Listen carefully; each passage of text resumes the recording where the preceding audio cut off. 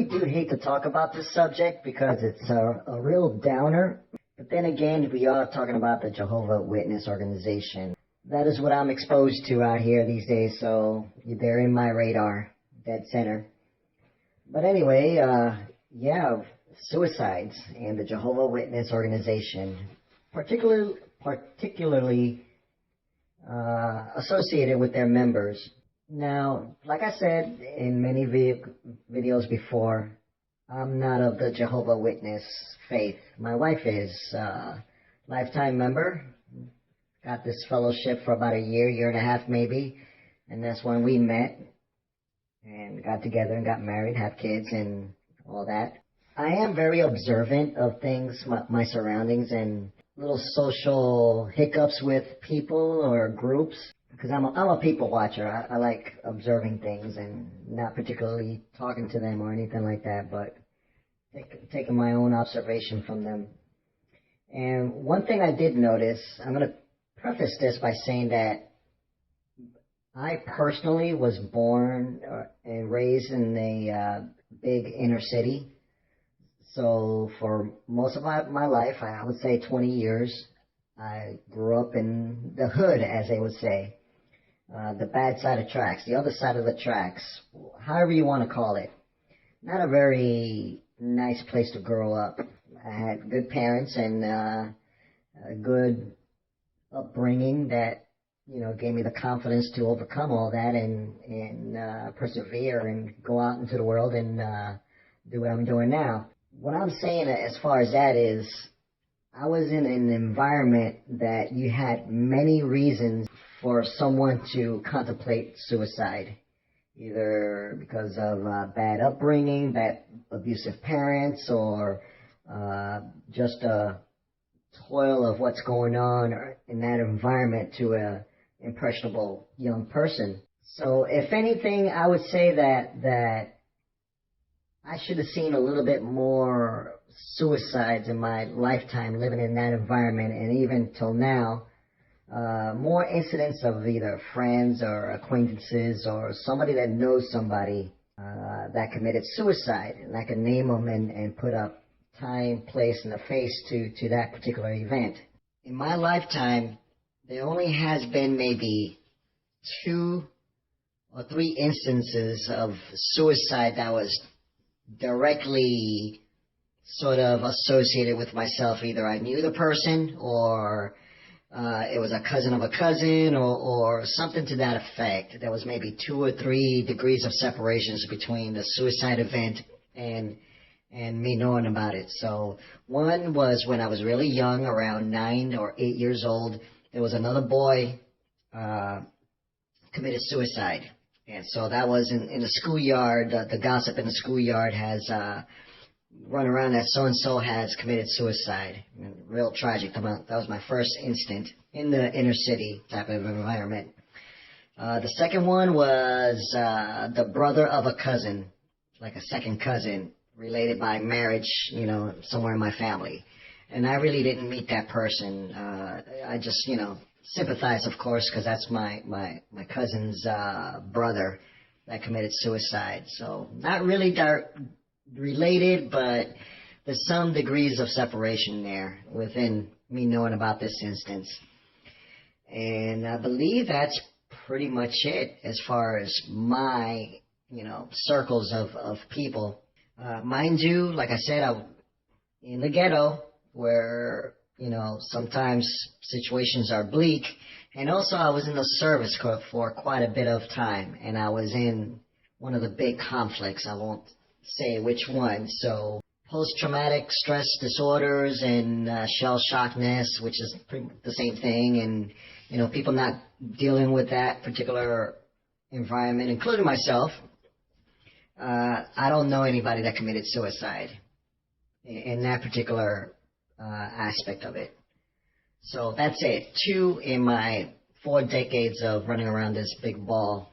Now enter the Jehovah Witness organization and their, relations to me, I guess. Now, this is in the past 15 years. So 40-something years, and I take 15 years into that. In that 15-year period, I know of, had associations with, or, at least had a conversation or at least a hi to that particular person, 3 individuals that committed suicide. All men, very established, I would say, wife, kids. I don't know about careers, but 2 of them had businesses. And the whole 9 yards, the typical JW male figure. I don't think any of them were, administrative servants or whatever they called it. Ministerial servants or higher. Maybe one of them was. I don't know. I really don't keep tabs to that type of stuff. But 3 members have committed suicide. The first one was, I think, 8 years ago. And this particular person hung himself in the garage. I think the kids found him. This particular individual suffered, I think, from depression, some sort of depression, and some sort of childhood trauma. Don't know. But I do know that this particular person, this other person, I think at the time he was a ministerial servant of some type. He's hardcore Jehovah Witness. Nice guy, by the way. We get along pretty good, so to speak. But he mentioned that he didn't give the reason why or anything, but he knew of this particular person's past and knew what he went through and stuff like that. So this other person that committed suicide had many demons in his minds, not figuratively like what the Jehovah Witnesses would have you believe, but that expression rather. But this person, killed himself, left a wife and 2 kids, two youngsters, no older than 10 at the time. So that's instant number 1. Instant number 2, related or associated with the Jehovah Witness. This is another male, JW male, shot himself. I won't say where, in the head, of course, but as far as in the house, it was somewhere in the house. He shot himself, had his own business, wife and 2 kids, no older than 10 at the time. Basically, well, I won't give any details because the JW community is pretty small. These stories get around and they could associate this story with, me telling it and thus, finding out who I am in real life. But this person, I don't know if he suffered with depression at all, but I think with this guy, he married a elder's daughter. So there was, I would say maybe some pressure there because this particular elder is very strict, very old school, very by the book, really mean about it too, I mean, the authority, there are no smiles or anything. That was the father-in-law of this particular victim. So I would imagine this young man possibly felt like he couldn't measure up with the standards of being a JW male in his particular family, or that sort of mind frame of becoming more than just a publisher maybe, or whatever it is, ministerial servant and above.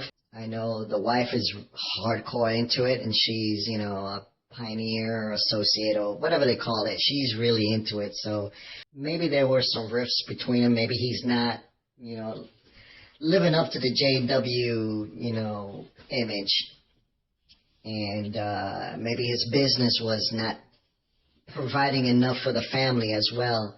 Don't really know. In any event, maybe depression had some to do with it, but I think it's more of keeping up with appearances. He cannot keep up with the JW sort of role model that perhaps people expected of him, and he cracked under the pressure and took the easy way out. The third instant, and this was maybe 3-4 years ago possibly, this was an older gentleman, at least in his 50s, or early 60s, I would imagine. This particular person shot himself in an open field with a rifle. I won't mention some details again. If I mention these details, since the Jehovah Witnesses is such a small community, this story could possibly spark a memory and put two and two together and then find out who I am, maybe. But yeah, and this person for sure suffered by depression. He had the classic symptoms of it from the description of, how he went to the elders to give him advice or help or whatever. And these elders, I got to tell you, they have no background in mental health whatsoever. Two or three of them are in constructions. No slam on construction workers or anything like that, but mental health was not their forte.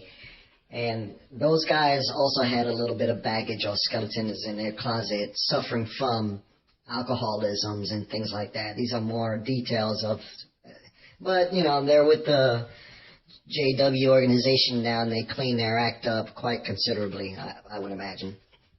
But still, these elders had no way coping with somebody with depression, no mental health training whatsoever, and I would imagine their advice would be study harder and occupy your time with field service or things like that. Possibly that will be their cure, or not cure, but at least coping mechanism for their depression.